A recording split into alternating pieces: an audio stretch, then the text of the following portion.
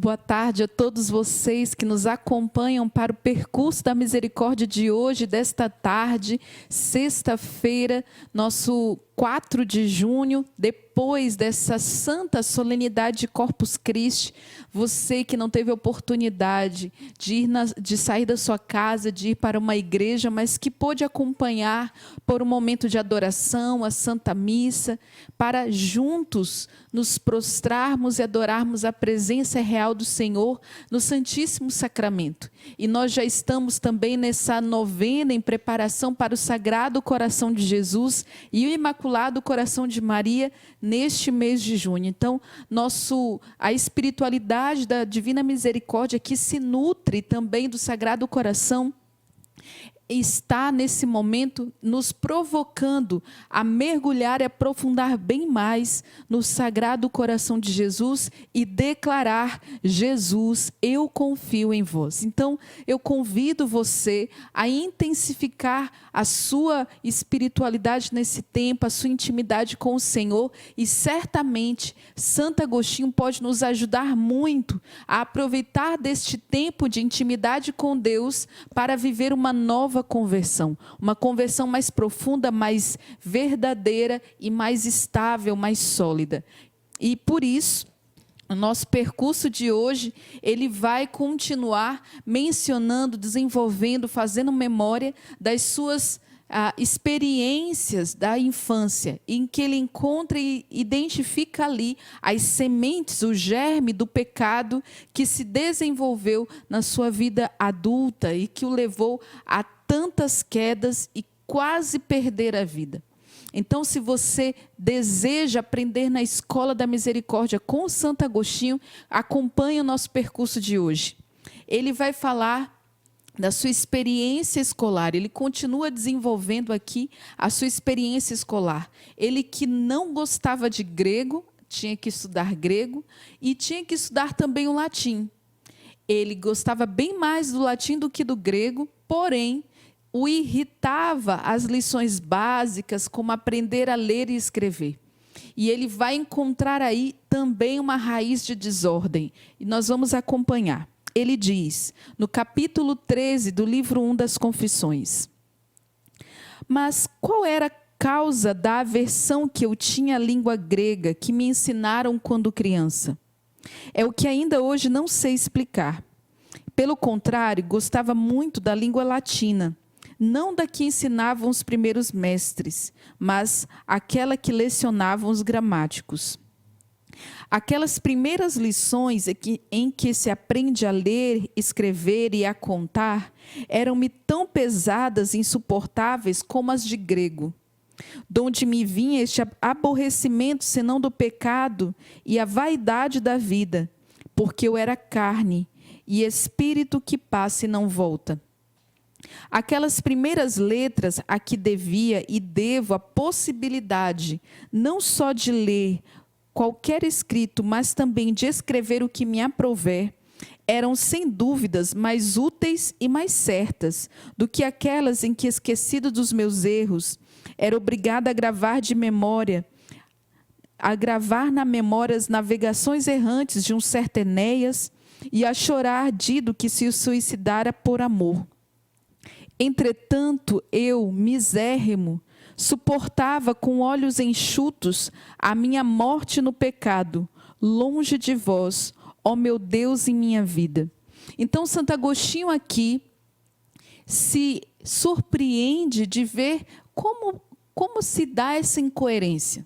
Ele que apreciava mais o latim que o grego, porém, ele se deleitava bem mais com as histórias líricas, mitológicas, que ele encontrava nas obras, do que aprender aquilo que era mais essencial, ler, escrever e a contar. Quando se davam essas primeiras lições para Santo Agostinho, a sua insatisfação, o seu desinteresse eram tamanhos quanto aquela língua que ele tanto não suportava como o grego. Então, ele tinha tanta dificuldade com as lições mais essenciais do latim quanto do grego. E ele vai dizer, suportava com os olhos enxutos a minha morte no pecado longe de vós. E ele vai perceber que esse seu desinteresse por aquilo que era mais humilde, mais simples, mais fundamental e essencial no estudo das línguas, lhe apreciava bem menos do que as vaidades das grandes obras heróicas e mitológicas. E ele vai encontrar aí já um traço da sua vaidade intelectual. E ele vai dizer, suportava a morte com os olhos enxutos. Essa frase é extraordinariamente provocadora para nós. Por quê? Quem de nós é capaz de dizer que chora os seus pecados, ainda mais nessa sexta-feira, dentro dessa preparação para a festa do Sagrado Coração de Jesus? Quem de nós hoje chora os seus pecados, suplicando a misericórdia e a conversão que o Senhor pode nos dar? Pelo contrário, nós somos como outros agostinhos que suportam a morte que o pecado provoca com os olhos enxutos, sem derramar lágrimas para os nossos pecados. Gosto muito de uma história de Padre Pio, grande confessor e santo da nossa igreja, que vai confessar uma certa pessoa e num determinado momento da confissão ele cai em prantos, chorando convulsivamente. E então aquela pessoa lhe pergunta: padre, mas por que choras? E ele responde: eu choro os teus pecados porque você não os chora. Eu choro pelos pecados que você não chora, pelos que você não se arrepende. E aqui Santo Agostinho, ele vai, nesse momento das confissões, sofrer porque ele se deixava morrer pelo pecado com os seus olhos enxutos. E ele continua dizendo: eu me relaxava longe de vós, e em toda parte ressoavam os meus ouvidos luxuriosos estas palavras: bravo, coragem. A amizade deste mundo é adultério contra vós. Proferem-se as palavras bravo, coragem, para que o homem não se envergonhe de ser pecador. Não chorava as minhas faltas, mas pranteava a morte de Dido, que se suicidara com a sua espada. Seguia atrás dos ínfimos objetos da vossa criação, abandonando-vos. Como era terra, tendia para a terra. Surpreendente aqui, Santo Agostinho diz que ele se relaxava, ele se distanciava e se omitia da presença de Deus, enquanto o mundo declarava e aplaudia bravo, coragem, e exaltava as dotes intelectuais de Santo Agostinho, porque ele era capaz de estudar com muito afinco as grandes histórias mitológicas que eram populares da sua época. Mas ele vai dizer que os homens aplaudem como bravo, coragem, porque, na verdade, o homem em pecado, o homem pecador, ele precisa aplaudir os seus pecados para que ele não se cubra de vergonha e se converta. Nós precisamos perceber esta forma que o mundo, o espírito do mundo, tem nos invadido. Ele honra os pecadores e humilha o justo. Por quê? Para que o pecador, convencido da sua honra, convencido da glória que o pecado dá, provisória, permanente, fugaz, não se envergonhe das suas culpas e não se converta. Ele diz: eu não era capaz de chorar os meus pecados, mas chorava a morte dos meus heróis que encontrava nos livros. E ele diz: como eu era da terra, eu tendia para a terra. Esta frase deve nos transpassar o coração hoje. Por quê? Porque aqueles que são carnais tendem para os impulsos da carne. Pendem como uma forma de peso, uma vida pesada de pecado, tende cada vez mais para a terra, para as coisas da terra, para as coisas materiais. O Salmo 16, versículo 3 diz: os demônios da terra se impõem a aqueles que o amam. Os demônios da terra se impõem a todos aqueles que o amam. Significa, irmãos, que este mundo carnal, esse espírito do mundo, possui aqueles que estão ao seu serviço, os demônios da terra. Este mundo sensível que nós vivemos, esta vida terrena, ela possui seus próprios demônios. Os demônios que nos fazem apegar-nos aos ídolos, aos prazeres desta terra. E o Salmo diz, esses demônios da terra se impõem àqueles que o amam, que o devotam, aqueles que aplaudem os prazeres carnais, serão aqueles que serão ainda mais oprimidos, escravizados pelos demônios da terra. Então, quanto mais conivente com o pecado, mais pecador nós nos tornamos. E assim, precisamos ser radicais nessa ruptura com o espírito do mundo. E aqui se humilham, se criticam aqueles que decidem ter uma vida mais honesta, mais santa, mais cristã, como beatos, como radicais, como conservadores. Mas, irmãos, a sabedoria dos santos nos ensina que nós devemos fugir dos aplausos deste mundo, dos homens deste mundo, para nos escondermos na santa humildade de Jesus. Por quê? Porque aqueles que são da terra pendem para a terra. Da mesma maneira, aqueles que são do céu tendem para as coisas do céu, para as coisas do alto. E Santo Agostinho continua dizendo: se me proibiam a leitura destes episódios que tanto gostava, afligia-me por não ler aquilo que me impressionava até a dor. Ó loucura! Reputavam-se tais estudos como mais honrosos e úteis do que aqueles em que aprendi a ler e a escrever. Agora que meu Deus clame em mim e que vossa verdade me diga, não é assim, não é assim, aquela primeira ciência é muito superior.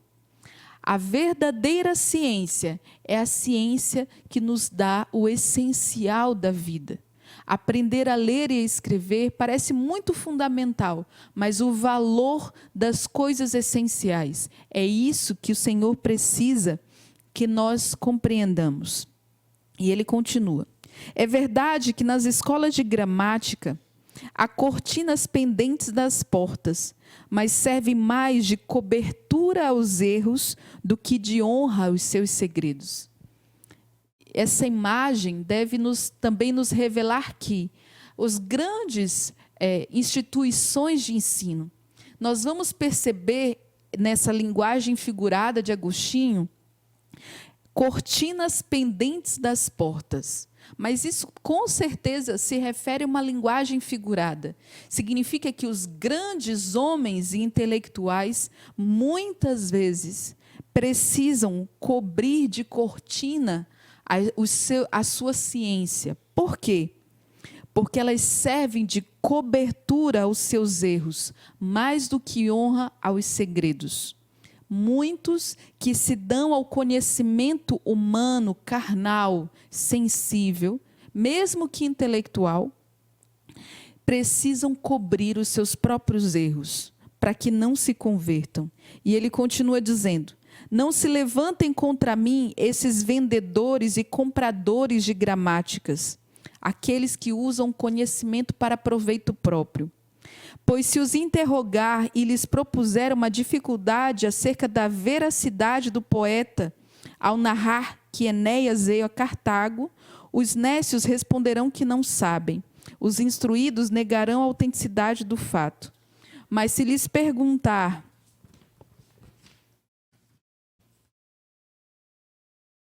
com que letra se escreve o nome de Enéas, todos os que estudaram me responderão, acertadamente segundo esse contrato com que os homens fixaram o valor do alfabeto.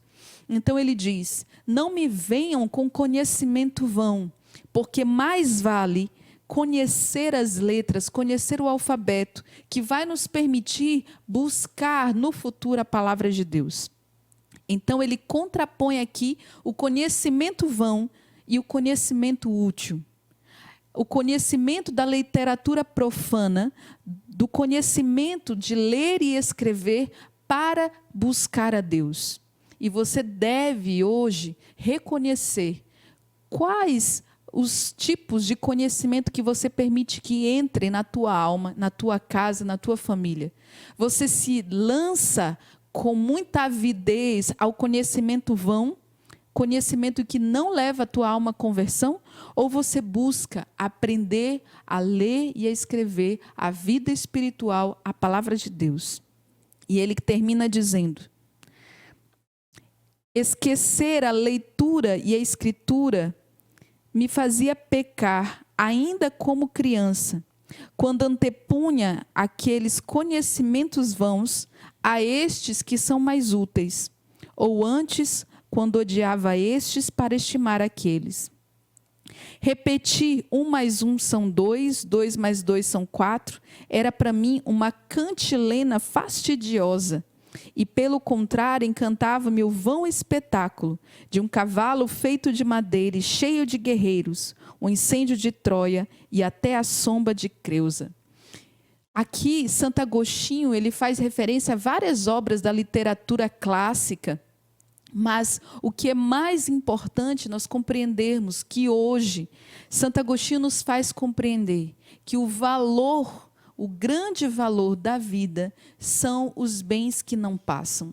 O conhecimento que não passa, que não cessa. Buscar o essencial, buscar as coisas do alto. Lembrando que os que são da terra pendem para a terra e gozam das coisas fugazes, voláteis, das coisas sem consistência desta terra.